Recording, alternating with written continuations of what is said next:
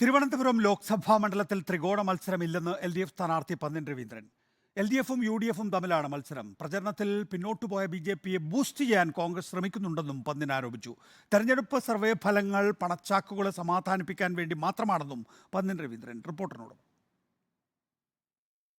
തിരുവനന്തപുരത്ത് ത്രികോണ മത്സരമെന്ന ആദ്യഘട്ടത്തിൽ പറഞ്ഞിരുന്ന പന്ന്യൻ രവീന്ദ്രൻ പ്രചരണം അവസാന ഘട്ടത്തിലേക്ക് കടക്കുമ്പോൾ നിലപാട് മാറ്റുകയാണ്. ഇവിടെ കണക്കിന് നമ്മുടെ കണക്കിൽ ഇവിടെ നമ്മൾ ഫസ്റ്റിലാണ്, പിന്നെ UDF ആണ്, BJP ഒരുപാട് പിറകിലാണ്. തിരുവനന്തപുരത്തെ മത്സരം LDFും UDFും തമ്മിലാണ്. അതെ, തീർച്ചയായും ത്രികോണ മത്സരമില്ല.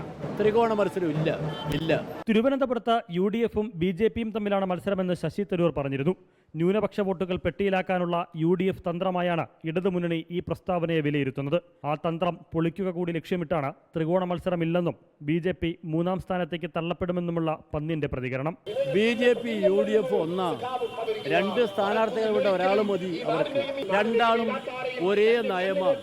തെരഞ്ഞെടുപ്പ് സർവേ ഫലങ്ങൾ പണച്ചാക്കുകളെ സമാധാനിപ്പിക്കാൻ വേണ്ടി മാത്രമെന്ന ഒളിയമ്പും പന്ന്യൻ തൊടുത്തുവിട്ടു. നമ്മൾ സർവേ ഫലം എന്ന് പറയുന്നത് ആളുകളാ കുറച്ച് വട്ടം തിരിക്കാൻ കഴിയും നിങ്ങൾക്ക്.